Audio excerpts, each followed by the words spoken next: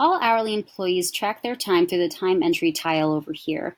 I would also recommend that you download Paylocity's mobile app because it's a lot faster and easier to clock in and out via the phone without having to come onto campus, pull out your laptop, log into Paylocity, clock in. Mobile app is so much faster.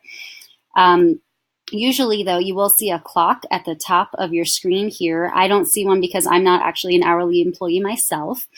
But this is still the same area of the website that you're going to navigate to. You'll also see options such as clock in, clock out, start break, start lunch, and things of that nature. If you are a campus-based employee, you're not going to be able to log in and out off-site.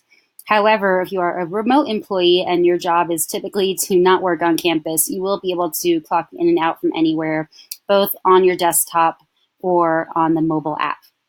I do want to go over briefly what the difference is between a break and a lunch because these are state law mandated times that you are taking for yourself to not do anything work related.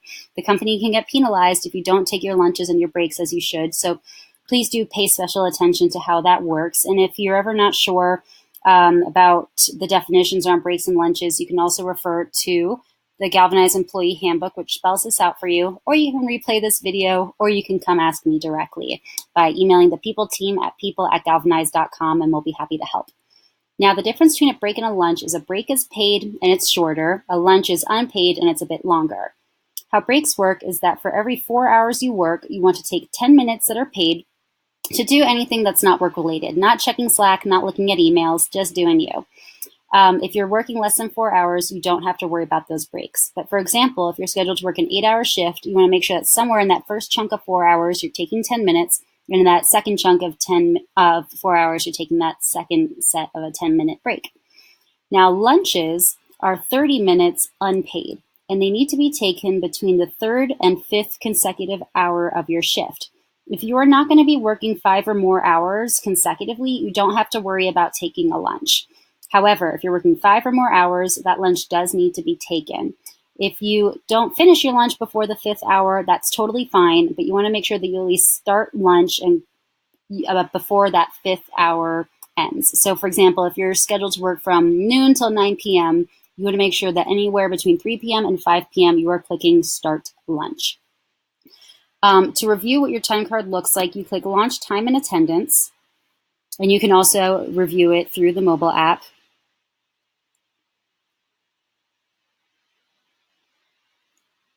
I don't know why my face is loading really big right there, but you're welcome. And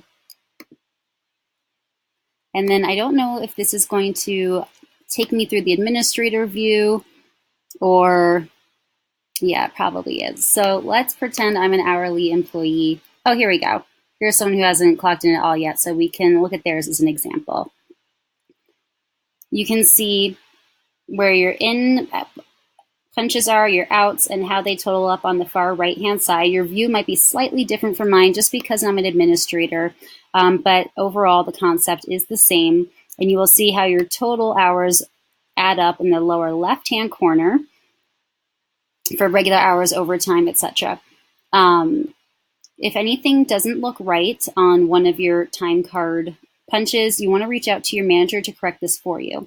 And again, you want to make sure that's done before the end of the pay cycle. So you can see here that the pay cycle that we're currently on ends on the 24th while I'm recording this video here in December. It'll look a little bit different for you if you view this in January and so forth. But the 25th, because that's the day after this pay cycle ends, will be the last day that my manager can make any corrections on my behalf if something is wrong in my time card. Maybe I took a lunch, but I forgot to click start lunch on my time card, so that didn't register. Unfortunately, you cannot make those corrections yourself. So please do reach out to your manager and take a look at your time card several times throughout the week to make sure everything looks good. It's better than waiting until the very last day in the pay cycle and then going to your manager and then they're on vacation and you're trying to reach someone to fix your time card for you. Again, if you haven't already, please do email payroll@galvanize.com to add you to the hourly time card calendar reminder so that you know when these end dates are coming up and you're not caught by surprise towards the end of a pay cycle and you've got all these changes you need to make to your time card. Thank you so much for watching the video, and feel free to come to me or the people team with any questions by emailing people@galvanize.com.